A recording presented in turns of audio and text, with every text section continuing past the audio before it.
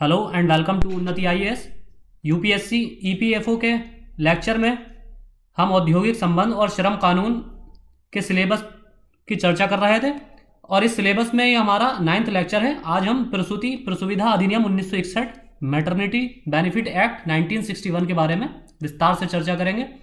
इससे पहले के लेक्चर्स में हम ये 7 अधिनियम, कारखाना अधिनियम, औद्योगिक विवाद अधिनियम, औद्योगिक नियोजन स्थायी आदेश अधिनियम, व्यवसाय संघ अधिनियम, न्यूनतम मजदूरी अधिनियम, मजदूरी भुगतान अधिनियम, कर्मचारी राज्य बीमा अधिनियम, ये सारा डिटेल में कवर कर चुके हैं और घातक दुर्घटना अधिनियम 1855 यहाँ तक हमारा कवर हो गया है।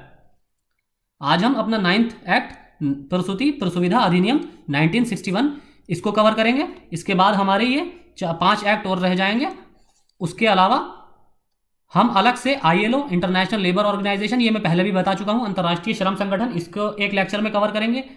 एक लेक्चर में हम मिनिस्ट्री ऑफ लेबर को, हमारा सेंट्रल गवर्नमेंट की जो मिनिस्ट्री ऑफ लेबर है, इसे डिटेल में कवर कर लेंगे। और तीसरा हमारा लेक्चर इन 14 लेक्चर्स के अलावा एक तीसरा लेक्चर हमारा न्यू लेबर कोड पर रहेगा।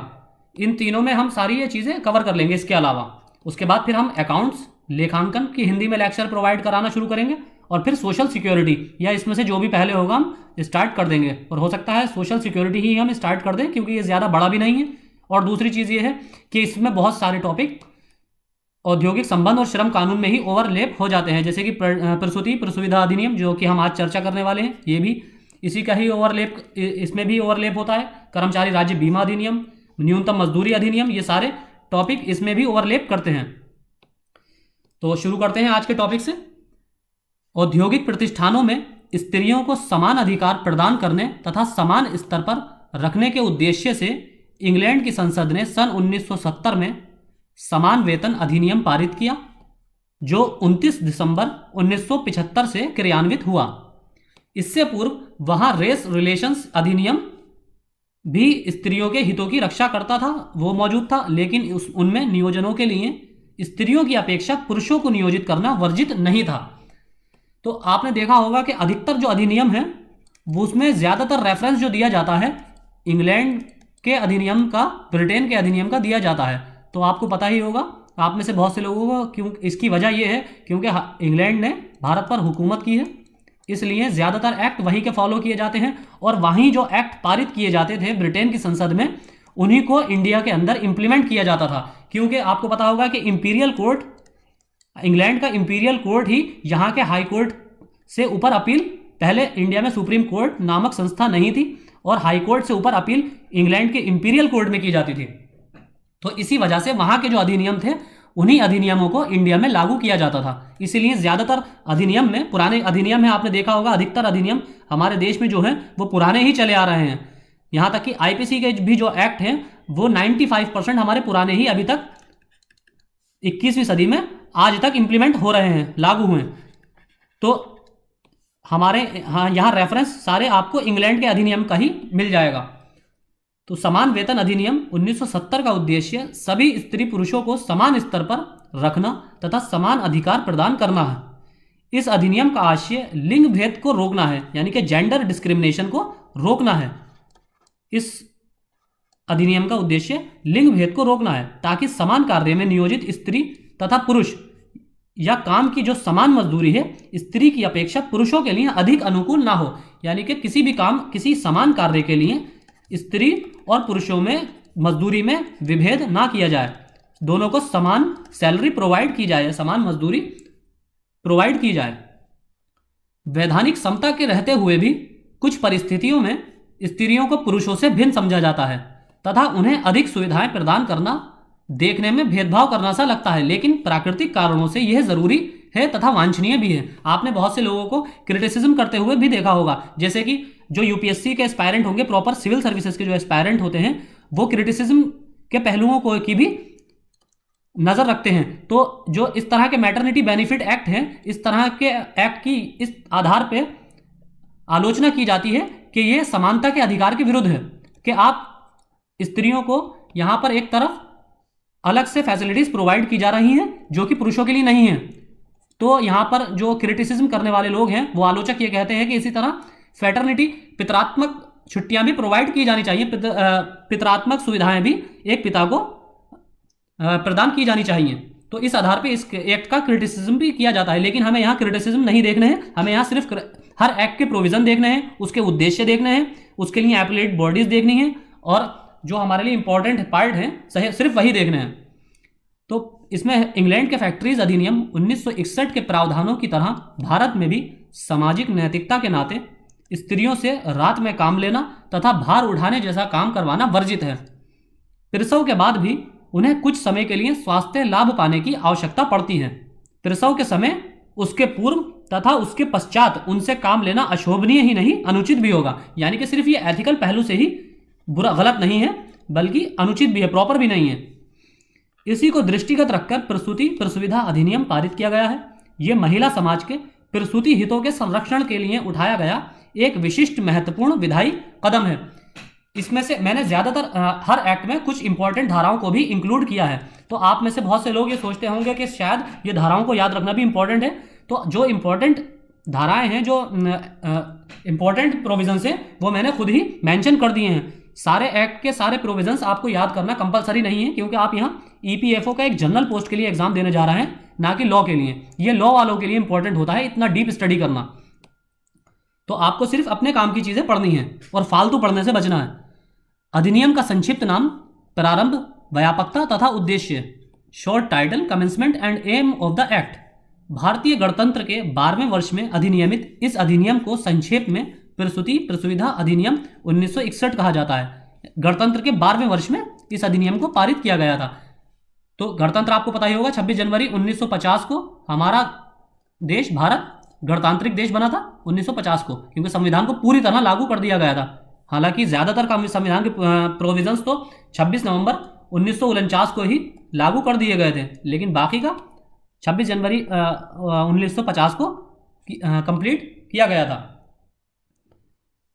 जिसमें उपबंधित है संविधान के अनुच्छेद 42 में प्रावधान तथा भावना को अमल में लाने के लिए यह अधिनियम पारित किया गया है। इस अनुच्छेद 42 में यह उपबंध है कि राज्य कार्य की मानवीय दशाओं तथा प्रसूति उपचार को सुनिश्चित करने का प्रावधान करेगा, यानी कि यह राज्य की, स्टेट की जिम्मेदारी होगी। इसकी व्यापकता तथा क्षेत्र अधिकार संपूर्ण भारत में है। अधिनियम के अनुसार इसे किसी भी समय केंद्रीय तथा राज्य सरकारें अपने अधीन उद्योगों के लिए प्रवर्तित कर सकती हैं, यानी कि प्रवर्तित मतलब इंप्लीमेंट कर सकती हैं। आगे अधिनियम का प्रवर्तन, इंप्लीमेंटेशन ऑफ द एक्ट। धारा 2 के अनुसार सर्वप्रथम यह अधिनियम सरकार के अधीन स्थापनों सहित सभी प्रकार के प्रतिष्ठानों में लागू किया जाएगा, यदि वो कोई कारखाना, खान या बागान, प्लांटेशन हो, यह सब जगह लागू होगा। प्रतिष्ठानों तक ही इसका क्षेत्राधिकार सीमित रखा गया है, लेकिन इसकी व्यापकता का विस्तार अन्य औद्योगिक, वाणिज्यिक, कृषि क्षेत्रों या अन्य प्रकार के किसी स्थापन या स्थापनों के वर्ग तक राज्य सरकार द्वारा 2 मास की अन्यून सूचना देकर तथा केंद्रीय सरकार से अनुमोदन प्राप्त करके राजपत्र में अधिसूचना द्वारा घोषणा करके बढ़ाया जा सकता है।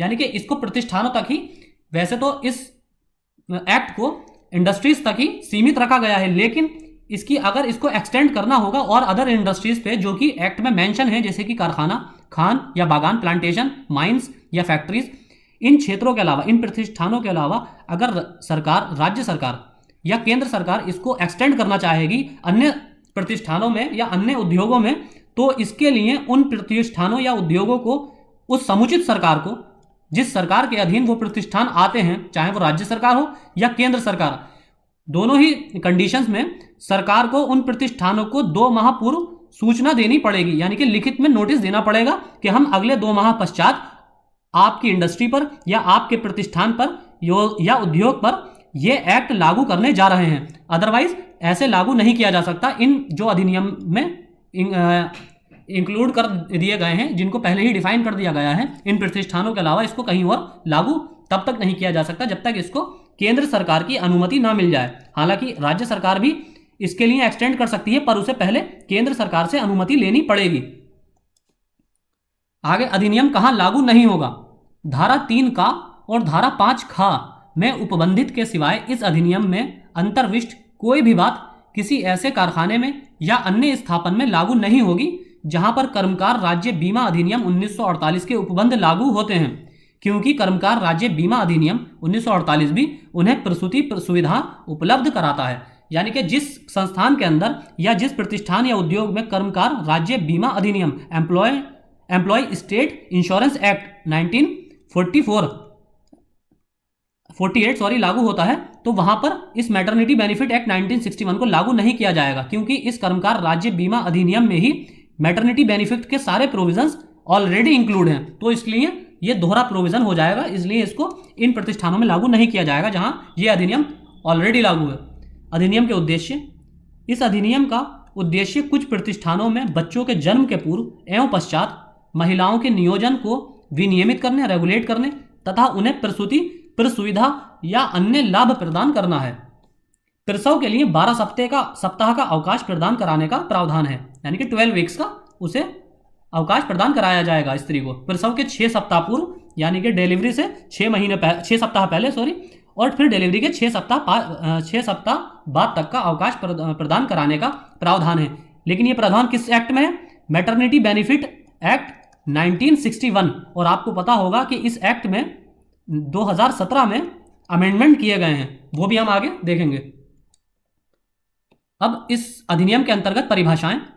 समुचित सरकार, केंद्रीय सरकार तथा राज्य सरकारों का क्षेत्र अधिकार विभाजित कर दिया गया है, किंतु राज्य सरकारें केंद्रीय सरकार से पूर्व आदेश प्राप्त करके अन्य प्रतिष्ठानों के लिए भी इस अधिनियम को पूर्ण रूपेण या अधिनियम के कुछ प्रावधानों को लागू कर सकती हैं। दूसरा, शिशु। इसमें नवजात जीवित शिशु तथा मृत शिशु दोनों प्रकार के शिशु सम्मिलित हैं। इसमें सिर्फ जीवित ही शिशु शामिल नहीं है। इस प्रोविजन के अंदर मृत और जीवित दोनों प्रकार के शिशु शामिल हैं। प्रजनन या प्रसव, डिलीवरी, इससे अभिप्राय शिशु के जन्म से है। यह बालक तथा बालिका दोनों के जन्म के लिए होता है, क्योंकि इनमें से किसी एक का ही जन्म संभव है। वैसे ये टेक्निकल अगर टर्म्स में जाएंगे तो आप ट्विंस में संभव है, लेकिन यहाँ पर आप टेक्निकल टर्म्स पे ध्यान ना दें, इसको सिंपल वे में ही कंसिडर किया जाए। परंतु कभी कभी मृत बच्चे पैदा भी होते हैं, फिर भी ऐसा प्रसव करने वाली महिला को समस्त लाभ प्राप्त होंगे। उसको इस आधार पर महिला को इस एक्ट से वंचित नहीं रखा जाएगा कि उसके द्वारा जो जिस बच्चे को जन्म दिया गया है वो मृत पैदा हुआ है, इस आधार पर उसको लाभों से वंचित नहीं रखा जा सकता। फिर है नियोजक। इससे अभिप्राय केंद्रीय सरकार के अधीन प्रतिष्ठानों के अंतर्गत ऐसे व्यक्तियों से होता है जिनकी नियुक्ति उस सरकार द्वारा उसमें नियोजित कर्मकारों के पर्यवेक्षण, ऑब्जर्वेशन या नियंत्रण, कंट्रोल के लिए की गई है। जहां ऐसे व्यक्ति या अधिकारी ना हो वहां विभाग अध्यक्ष ही नियोजक माना जाएगा। यानी कि जिस डिपार्टमेंट में सुपरविजन करने वाला कोई नहीं होगा, वहां पर विभाग हेड ऑफ डिपार्टमेंट को ही नियोजक माना जाएगा, एम्प्लॉयर माना जाएगा। स्थानीय निकाय। इसके अधीन प्रतिष्ठानों के लिए नियोजक का तात्पर्य ऐसे व्यक्तियों या प्राधिकारियों से होता है जिनकी नियुक्ति प्रतिष्ठानों में नियोजित कर्मचारियों के निरीक्षण तथा नियंत्रण के निमित्त की गई है। फिर है निरीक्षक। इससे अभिप्राय धारा 10 के अधीन नियुक्त निरीक्षक से है, यानी कि निरीक्षक की नियुक्ति इस अधिनियम के धारा 10 के अधीन की जाती है। फिर आगे है गर्भपात। इससे अभिप्राय गर्भस्थ भ्रूण के निष्क्रमण से है, जो गर्भधारण के 26 सप्ताह के मध्य या 26 सप्ताह से पहले होता है। यानी कि गर्भपात 26 सप्ताह से या तो पहले हुआ हो या 26 सप्ताह तक हुआ हो, लेकिन इसमें वो गर्भपात सम्मिलित नहीं होता जिसका किया जाना भारतीय दंड संहिता के अंतर्गत दंडनीय अपराध है, जिसे क्या नाम है, इसमें वैधानिक तरीके से जो गर्भपात होता है प्राकृतिक तौर पर वो सम्मिलित है इसमें, या 26 सप्ताह से पूर्व। गर्भपात एक तो प्राकृतिक ढंग से होता है और दूसरा कृत्रिम ढंग से होता है। प्राकृतिक प्रकार से हुआ गर्भपात दंडनीय नहीं होता है, लेकिन दूसरे प्रकार के गर्भपात के लिए संबंधित व्यक्ति दंडित किया जा सकता है। और दूसरे प्रकार का आप सब लोगों को पता होगा, यहां इसको बताना उचित नहीं है, जिसे मिसकैरेज कहते हैं। मिसकैरेज ये यहां उसको डिफाइन किया गया है, लेकिन वो एक नेचुरल तौर पर होता है और एक आर्टिफिशियल तौर पर कराया जाता है इंटेंशनली। तो वो आर्टिफिशियल तौर पर इंटेंशनली कराया गया गर्भपात वैधानिक रूप से वो लीगल नहीं है, उसके लिए दंडित किया जा सकता है और उस कंडीशन में सुविधाएं मैटरनिटी बेनिफिट एक्ट की प्रदान नहीं की जाएंगी। अधिनियम के अंतर्गत नियोजित महिलाओं के अधिकार। निम्नलिखित महत्वपूर्ण लाभ एवं अधिकार महिलाओं को प्रदान किए गए हैं। उद्योग में नियोजित प्रत्येक महिला को प्रसव तथा गर्भपात या गर्भ की चिकित्सकीय समाप्ति के लिए कुल मिलाकर 12 सप्ताह का विश्राम पाने का वैधानिक अधिकार है। इस अधिकार को प्रदान करना एक आदेशात्मक विधान और नियोजक के लिए एक बाध्यता है, ये वो बाउंड है, नियोजक बाउंड है, इसका पालन करने के लिए बाउंड है, अदरवाइज उसे दंडित किया जाएगा। ये लाभ प्रदान ना करने पर नियोजक को दोष सिद्ध किया जा सकता है और उसे दंड भी दिया जा सकता है। अब यहाँ मैटरनिटी बेनिफिट एक्ट में जो संशोधन किए गए थे 2017 में, उसकी विस्तार से चर्चा कर लेते हैं। मातृत्व संशोधन विधेयक 2017, और आपको अगर क्वेश्चन पुटअप किया जाएगा तो यहीं से ही किया जाएगा। मातृत्व लाभ अधिनियम 1961 में संशोधन 11 अगस्त 2016 को राज्यसभा में पारित किया गया, 9 मार्च 2017 को लोकसभा में, और 27 नवंबर 2017 को भारत के राष्ट्रपति से इसे सहमति प्राप्त हुई। यानी कि पहले ये राज्यसभा में पास हुआ, फिर उसके बाद लोकसभा में ये पास किया गया, फिर इसे लास्ट में 27 नवंबर 2017 को भारत के राष्ट्रपति से सहमति प्राप्त हुई। मातृत्व लाभ अधिनियम 1961 उसके मातृत्व के समय के दौरान महिलाओं के रोजगार की रक्षा करता है और उसे मातृत्व लाभ यानी काम से पूरी तरह से अनुपस्थिति उसके बच्चे की देखभाल करने का अधिकार देता है। अधिनियम 10 या 10 से अधिक कर्मचारियों को नियुक्त करने वाले सभी प्रतिष्ठानों पर लागू होता है। यह अधिनियम उन सभी प्रतिष्ठानों पर लागू है इस 2017 के संशोधन के बाद कि जहां पर 10 या 10 से अधिक कर्मकार कार्य करते हैं। यह जरूरी नहीं कि ये 10 से अधिक कर्मकार स्त्रियां ही हों, अगर इसमें एक भी स्त्री हुई और कर्मकारों की कुल संख्या 10 से ज्यादा हुई तो यह उस प्रतिष्ठान पर लागू किया जाएगा।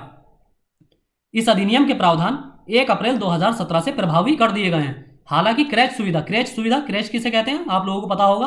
क्रेच वो फैसिलिटी होती है जहां पर कम उम्र के बच्चे देखभाल के लिए रखे जाते हैं।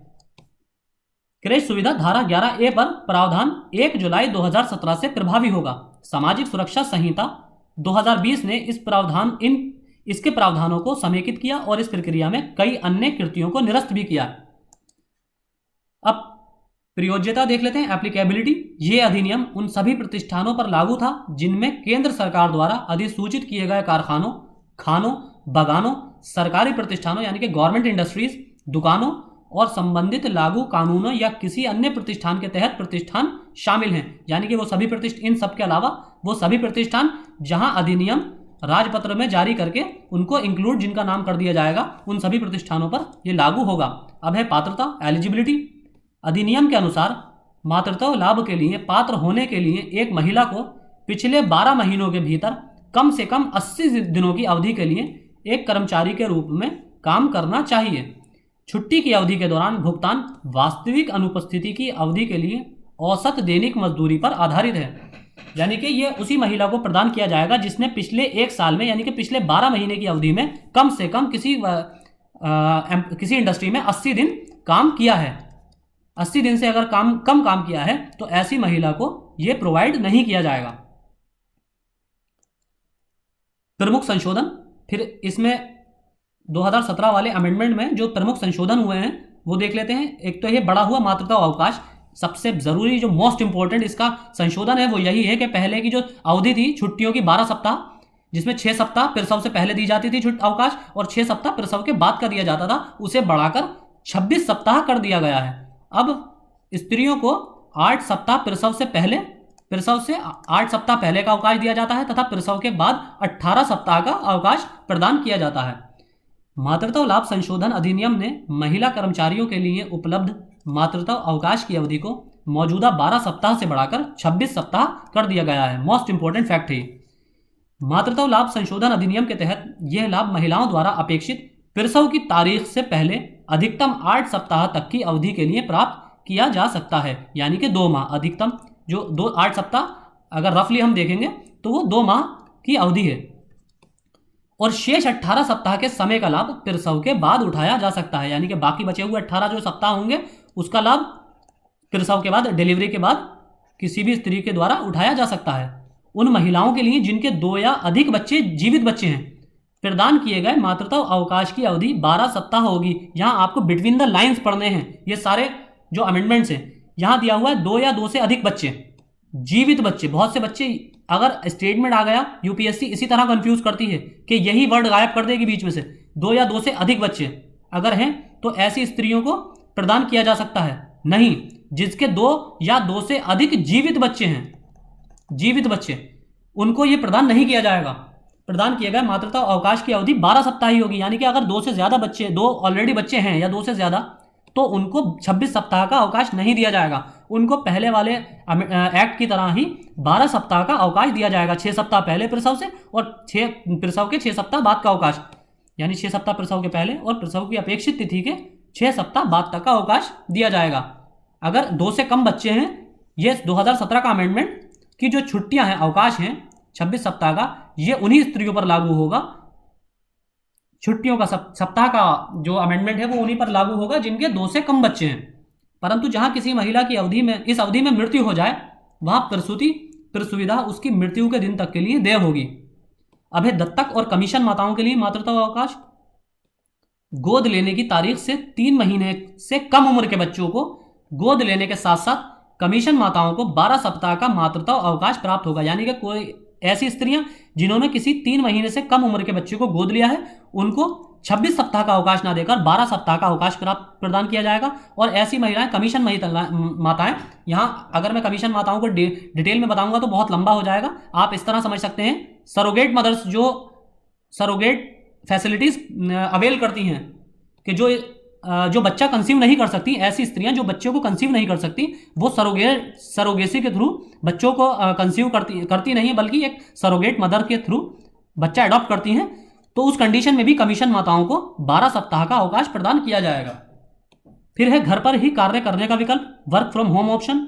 यदि किसी महिला द्वारा संपन्न किए जाने वाले कार्य की प्रकृति ऐसी है कि वो उसके घर पर ही संपन्न किया जा सकता है, वो कार्य उसके घर पर ही संपन्न किया जा सकता है, तो नियोजक प्रसूति पर लाभ अवधि समाप्त होने पर भी महिला को घर पर ही कार्य करने की अनुमति दे सकता है। जैसे कि वो उन्नति आईएएस में काम करती है, तो ऐसी महिलाओं को घर से ही वर्क फ्रॉम होम की ऑप्शन दिया जा सकता है। आगे है क्रैच सुविधा, क्रैच फैसिलिटी। मातृत्व लाभ संशोधन अधिनियम 50 या अधिक कर्मचारियों को नियुक्त करने वाले हर प्रतिष्ठान के लिए क्रैच सुविधा को अनिवार्य बनाता है। महिला कर्मचारियों को दिन में 4 बार क्रैच में जाने की अनुमति होगी। अब यहां एक चीज आपको नोटिस करनी है कि यह अधिनियम उन प्रतिष्ठानों या उद्योगों पर लागू होता है जो कि ऑलरेडी अधिनियम के अंतर्गत लिखे हुए हैं, पहले ही इंक्लूड कर दिए गए हैं, और साथ ही जिसमें 10 या 10 से अधिक कर्मचारी हैं। यह एक्ट उन प्रतिष्ठानों या उद्योगों पर लागू होगा। लेकिन क्रैच फैसिलिटी सिर्फ वही प्रोवाइड कराएंगे, वही उद्योग प्रोवाइड कराएंगे, उनको पर यह मैंडेटरी होगी जहां पर 50 या 50 से अधिक कर्मचारी हैं। ऐसे ही प्रतिष्ठानों को क्रैच फैसिलिटी कंपलसरी है, प्रदान करना कंपलसरी है। मातृत्व लाभ संशोधन अधिनियम महिलाओं को उनकी नियुक्ति के समय उपलब्ध मातृत्व लाभों के बारे में शिक्षित करने के लिए नियोक्ताओं के लिए अनिवार्य बनाता है। आगे देखते हैं निरीक्षक की नियुक्ति, अधिकार एवं कर्तव्य। नियुक्ति अपने अपने क्षेत्र अधिकार के अंतर्गत आने वाले उद्योगों के लिए अलग अलग केंद्रीय तथा राज्य सरकारें निरीक्षकों की नियुक्ति राजपत्र में अधिसूचना द्वारा करेंगी। उनकी संख्या समुचित सरकार के आदेश के ऊपर निर्भर करेगी। यानी कि जो संबंधित सरकार होगी, कंसर्न गवर्नमेंट होगी, जिस गवर्नमेंट के अंदर वो उद्योग स्थापित होगा, ये उस सरकार के विवेक पर निर्भर करता है कि निरीक्षकों की नियुक्ति कितनी रखें। उनके कार्य क्षेत्रों का विभाजन भी नियुक्ति के साथ ही कर दिया जाएगा ताकि क्षेत्र अधिकार संबंधी कोई संघर्ष ना हो, यानी कि कॉन्फ्लिक्ट ऑफ इंटरेस्ट ना हो, वहां पर पैदा ना हो। फिर है निरीक्षक के अधिकार एवं कर्तव्य। निरीक्षक निम्नलिखित अधिकारों से युक्त होंगे। पहला, वे किसी भी उचित समय पर उन स्थानों में प्रवेश तथा प्रतिष्ठानों के किसी भी भाग के निरीक्षण करने के अधिकार का प्रयोग कर सकते हैं जहां नियोजित स्त्रियां काम करती हैं। उनके कार्यस्थल पर जाकर जांच पड़ताल कर सकते हैं, किसी भी रजिस्टर, रिकॉर्ड एवं सूचनाओं का निरीक्षण कर सकते हैं, इंस्पेक्शन कर सकते हैं। निरीक्षक दूसरा है, निरीक्षक प्रतिष्ठान के भीतर पाए जाने वाले किसी भी व्यक्ति से जानकारी प्राप्त कर सकते हैं जिन्हें वो स्थापन में नियोजित समझता है या विश्वास करने का युक्तियुक्त कारण रखता है, और उस पर जानकारी देना बाध्य है, वो जानकारी देने के लिए बाध्य है। लेकिन अगर प्रतिष्ठान में कोई ऐसा व्यक्ति मौजूद है जो वहां पर नियोजित नहीं है, तो उस पर यह नियम लागू नहीं होता कि वो किसी तरह की जानकारी देने के लिए वो बाध्य नहीं है। निरीक्षक नियोजित स्त्रियों का नाम, पता, मजदूरी इत्यादि की जानकारी नियोजक से आवश्यक कागजात देखने के लिए मांग सकता है। यानी कि वो उनकी सारी डिटेल, सारे रिकॉर्ड्स, स्त्रियों के सारे रिकॉर्ड्स एम्प्लॉयर से इंस्पेक्शन के लिए मांग सकता है। निरीक्षक किसी भी रजिस्टर, रिकॉर्ड या नोटिस आदि की प्रतिलिपि ले सकता है। यानी कि किसी भी तरह की जिस पर उसको डाउट हो या आगे भविष्य में रीचेक करने के लिए उसकी जीरोक्स वो उससे ले सकता है। निरीक्षक को कार्यरत महिलाओं से शिकायत पाने का भी अधिकार है, यानी कि महिलाएं इंस्पेक्टर से शिकायत भी कर सकती हैं अगर उन्हें मैटरनिटी बेनिफिट एक्ट के तहत फैसिलिटीज प्रोवाइड नहीं की गई हैं। कोई भी महिला कर्मकार धारा 7 के अंतर्गत निरीक्षक के पास शिकायत के लिए आवेदन कर सकती है कि उसे प्रसूति प्रसुविधा या मेडिकल बोनस या दोनों से वंचित किया गया है। आगे है, निरीक्षक लोक सेवक अधिकार से युक्त होते हैं। उन्हें भारतीय दंड संहिता की धारा 21 के अंतर्गत लोक सेवक समझा जाएगा। उनकी कार्यवाही में अनावश्यक व्यवधानकर्ता को दंडित किया जाएगा, यानी कि अगर उन्हें कोई कार्यवाही करने से रोकता है तो उस पर भारतीय दंड संहिता की धारा 21 के अंतर्गत उस पर कार्यवाही की जा सकती है। उपर्युक्त अधिकारों के अलावा निरीक्षक को और भी महत्वपूर्ण अधिकार प्राप्त हैं। बिना निरीक्षक की पूर्वाज्ञा के कोई भी वाद यानी कि कोई भी केस न्यायालय के समक्ष नहीं लाया जा सकता, यानी कि बिना इंस्पेक्टर की परमिशन के कोई भी न्यायालय में इस तरह के केस से संबंधित कोई भी पिटीशन न्यायालय के समक्ष नहीं जा सकती कि इंडस्ट्री के अंदर किसी स्त्री को मैटरनिटी बेनिफिट एक्ट से वंचित रखा गया है। इसके लिए इसकी पूर्व अनुमति, निरीक्षक की पूर्व अनुमति कंपलसरी है, अनिवार्य है। धारा 23 में स्पष्ट उल्लेख मिलता है कि अधिनियम के अंतर्गत दंडनीय अपराध का अभियोजन 2 शर्तों के पूर्ण होने पर ही किया जा सकता है, यानी कि किसी तरह का दंडनीय अपराध केवल अधिनियम के 2 शर्तों के आधार पर ही किया जा सकता है। पहला यह कि उसके लिए निरीक्षक की पूर्वाज्ञा प्राप्त कर ली गई है, यानी कि जो शिकायत है, जो कंप्लेंटर है, जिसने कंप्लेंट की है, शिकायतकर्ता जो है, उसने पहले निरीक्षक की, इंस्पेक्टर की पूर्व अनुमति प्राप्त कर ली है। दूसरा यह कि स्वयं निरीक्षक अभियोजन प्रारंभ करता है, यानी कि इंस्पेक्टर को स्वयं लगता है कि उसे खुद स्वयं से ऐसा आभास होता है कि यहाँ किसी इंडस्ट्री के अंदर स्त्रियों को मैटरनिटी बेनिफिट एक्ट प्रोवाइड नहीं किया गया है, तो इस कंडीशन में भी वो स्वयं संज्ञान ले सकता है। फिर है प्रसूति प्रसुविधा प्राप्त करने का ढंग, नियोजक का दायित्व एवं दंड व्यवस्था, mode of recovering maternity benefit, the liabilities of the employer and method of punishment. धारा 6 के अंतर्गत कोई भी स्त्री निर्धारित फॉर्म भरकर अपने नियोजक को नोटिस दे सकती है कि अधिनियम के अंतर्गत उसे प्रसूति प्रसुविधा प्रदान की जाए। प्रसूति प्रसुविधा किससे वंचित, प्रसूति प्रसुविधा यहाँ मैटरनिटी बेनिफिट ही है, से वंचित कोई भी स्त्री या मेडिकल बोनस से वंचित कोई भी स्त्री 60 दिन में विहित अधिकारी के समक्ष अपील कर सकती है, यानी कि अगर उसे मैटरनिटी बेनिफिट एक्ट के तहत फैसिलिटीज प्रोवाइड नहीं की गई हैं तो वो 60 दिन के अंदर अधिकारी इंस्पेक्टर के समक्ष अपनी कंप्लेंट कर सकती है, यानी कि अपील कर सकती है। ये 60 दिन उस दिन से गिना जाएगा जिस दिन से उसे प्रसूति प्रसुविधा से वंचित रखा गया है, यानी कि जिस दिन से उसे मैटरनिटी बेनिफिट एक्ट की फैसिलिटीज से वंचित रखा गया है, उस दिन से इन 60 दिनों को गिना जाएगा। फिर आगे प्रसूति प्रसुविधा एवं बोनस देने का उत्तरदायित्व नियोजक का होता है, यानी कि ये जो रेस्पॉन्सिबिलिटी है ये एम्प्लॉयर की ही है। यदि उन्हें वो अनुचित ढंग से रोकता है तो वो दोष सिद्ध किया जा सकेगा और दंडित किया जा सकेगा। निम्नलिखित परिस्थितियों में नियोजक को उत्तरदायी बनाया जा सकता है। यहाँ कंडीशंस दी हुई हैं कि किन कंडीशन में एम्प्लॉयर को रेस्पॉन्सिबल बनाया जा सकता है। पहला, जब वो नियोजित स्त्री को प्रसूति प्रसुविधा प्रदान नहीं करता है तथा बोनस से वंचित रखता है, यानी कि एक्ट के तहत किसी तरह का उसे फैसिलिटीज प्रोवाइड नहीं कराता है। दूसरा, जब नियोजक उसे प्रसव कार्य के लिए छुट्टी नहीं प्रदान करता है, अगर उसे लीव नहीं दी जाए। तीसरा, जब नियोजक उसे 6 सप्ताह पूर्व उसे अग्रिम वेतन 48 घंटे के भीतर प्रदान नहीं करता है, यानी कि जब उसकी डिलीवरी से 6 सप्ताह पूर्व ही उसे 48 घंटे के अंदर 6 सप्ताह का सैलरी उसे प्रोवाइड करना नियोजक के लिए कंपलसरी है। अगला है, नियोजक प्रसव करने वाली स्त्री की मृत्यु के बाद देय सुविधा उसके निमित्त व्यक्ति या वैधानिक उत्तराधिकारी को प्रदान नहीं करता है। यदि जिस महिला के डिलीवरी होनी है अगर उसकी मृत्यु हो जाती है तो उसने जिस व्यक्ति को नॉमिनेट किया हुआ है या फिर अगर नॉमिनेट नहीं किया है तो उस कंडीशन में जो उसके लीगल डिसेंडेंट उत्तराधिकारी हैं, डिसेंडेंट हैं, उनको सक्सेसर हैं, उनको ये लाभ अगर वो नियोजक एम्प्लॉयर प्रदान नहीं करता है तो उस कंडीशन में भी इसको रेस्पॉन्सिबल ठहराया जा सकता है। आगे है, अधिनियम में समुचित सरकार के अधिकार, यानी कि अब गवर्नमेंट के क्या अधिकार हैं, यहाँ राइट्स हैं। पहला है निरीक्षकों की नियुक्ति का अधिकार। समुचित सरकार सरकारें अपने अपने क्षेत्र अधिकार के भिन्न भिन्न क्षेत्रों में स्थित उद्योगों के लिए निरीक्षकों की नियुक्ति और राज्यपत्र में अधिसूचना द्वारा उनका क्षेत्र अधिकार विभाजित करेंगी। दूसरा, केंद्रीय सरकार का निर्देश देने का अधिकार। ये अधिकार केवल केंद्रीय सरकार को ही प्राप्त है, जो इस अधिनियम के प्रावधानों के क्रियान्वयन संबंधी आदेश राज्य सरकार को दे सकती है। क्योंकि हमने शुरू में भी पढ़ा है इसमें एक्ट के अंदर कि अगर राज्य सरकार इसे लागू करना चाहेगी किन्हीं अन्य प्रतिष्ठानों पर, तो उसे केंद्र सरकार की पूर्व अनुमति लेना कंपलसरी है। और उन इंडस्ट्री पर जिन पर यह लागू अलग से करना चाहती है, एक्सटेंड करना चाहती है, उन्हें 2 महीने का अग्रिम नोटिस देना भी अनिवार्य है। उसके बाद ही यह अन्य संस्थानों पर या प्रतिष्ठानों पर लागू किया जा सकता है। अब है नियम बनाने की शक्ति। धारा 28 के उपबंधों के अनुसार समुचित सरकार राजपत्र में पूर्व अधिसूचना जारी करने और पूर्व सूचना देने के नियम का पालन करके इस अधिनियम के उद्देश्य की पूर्ति के लिए नियम बनाने में समर्थ है। पहला, रजिस्ट्रारों, अभिलेखों और उपस्थिति पंजिकाओं का प्रारूप इसको बनाने में सक्षम है, इसके लिए नियम बना सकती है सरकार।